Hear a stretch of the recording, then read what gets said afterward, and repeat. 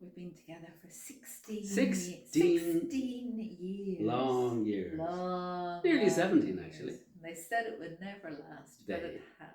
Whoever they are. The voices in our heads probably can't be this good always. Well, actually it can.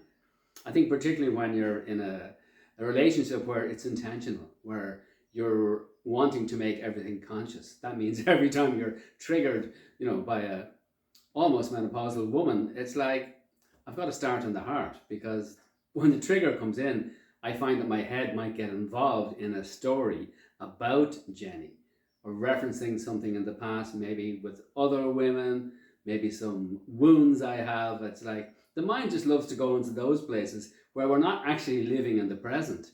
And for both of us, one of the key things is that to be here, to be present, means to recognize, number one, that you actually have a heart, and that you can listen from there, and that you can be with yourself and the other person in the heart first of all. And that's the important thing for us. I'd love to start a movement, hashtag start in the heart, because I think it would solve so many of the problems we have in relationships. And in the world. And in the world. That's a big one, but you never know. Yeah, so Start in the Heart is one of the core invitations in the Hearth, which is the online community that Owen and I facilitate. And yeah, it's just been a really key part of my life over the last few years, living that, especially as I navigate menopause, as Owen so kindly mentioned. Thank you. And all the challenges that brings in terms of emotional overwhelm and burnout and exhaustion and highs and lows and all the rest of it. And it's very easy in this place, and I think just in general for any of us, whether we're menopausal or not, when we get into a place of overwhelm, and there's a lot of noise in the world at the moment, there's a lot of busyness, there's a lot of input, a lot of data coming into our lives, everything's very fast.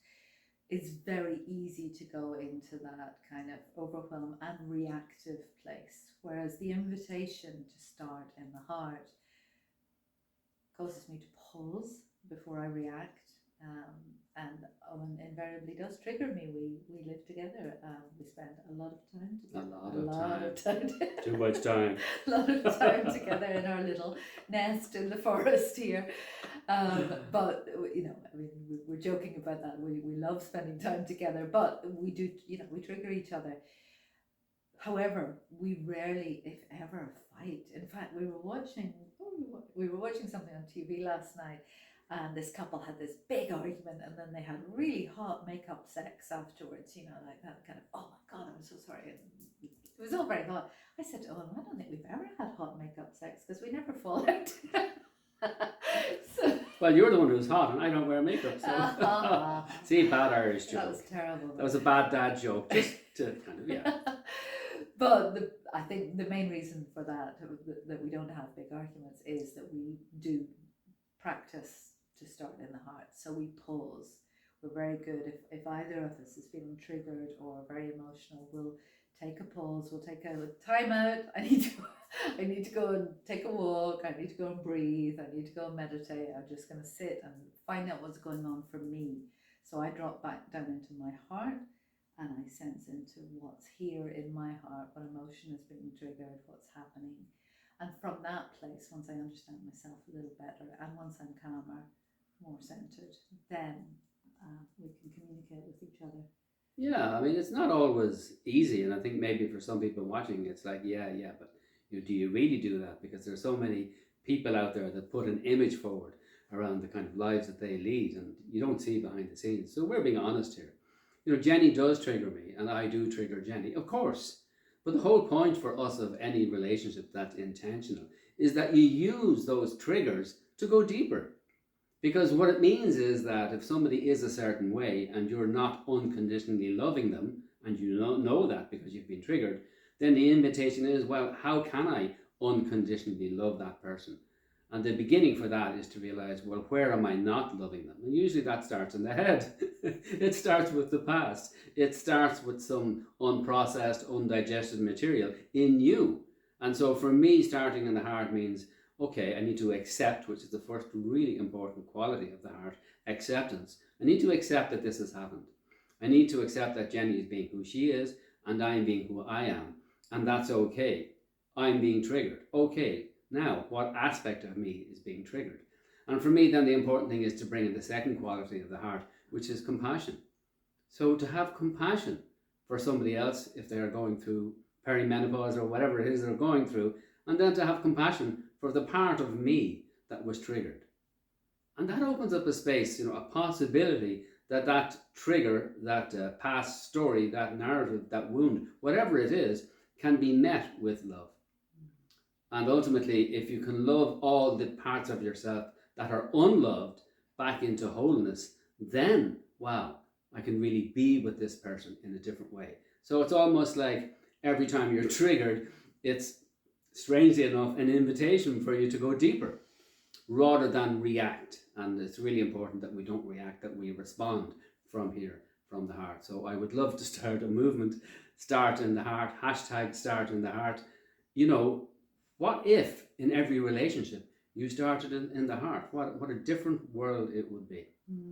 Yeah, all the systems in the world would be different. Everything would be different. But before we digress anymore, we've been talking about menopause a little bit, but also it's nearly, in fact, just coming up on 6 years since since COVID entered all our lives for the first time. We're recording this mid-February 2026. So 6 years ago, we both got COVID. We got the alpha variant of COVID. We were some of the early adopters. Way before vaccines. And unfortunately, then later on that year, it materialized that Owen had developed long COVID. So he's been living with it, and I've been living with him. So long COVID has been part of our lives for the last 6 years now. Or it's coming up on 6 years now, and that in itself, there's been so many triggers within that for me, because I've watched my partner suffering, struggling. His energy levels are still up and down quite a bit. It's changed. It changed the dynamic in our relationship a lot.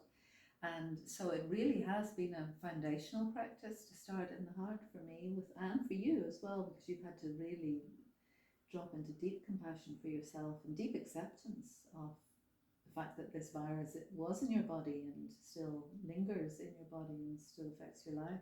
Yeah. So, practicing with illness, practicing with age, practicing with all these changes that our physical bodies go through and our lives go through, financial changes, relationship changes, everything. So just coming back to starting in the heart, it's just, it's very liberating in so many different ways.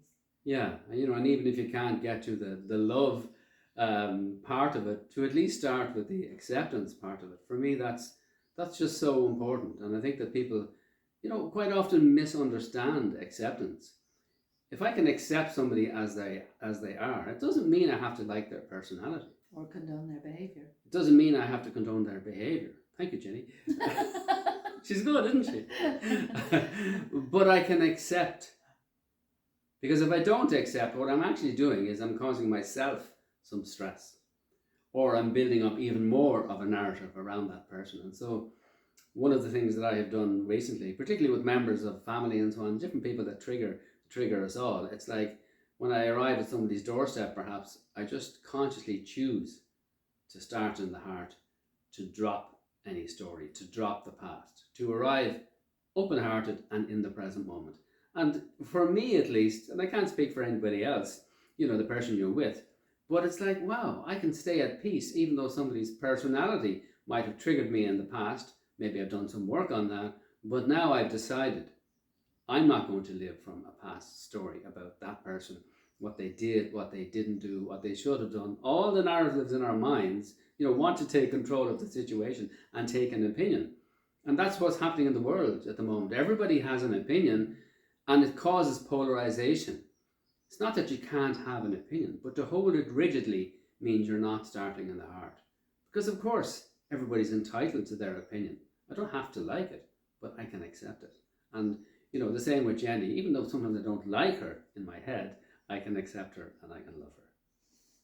And of course, we are not our opinions. We're so much more than that.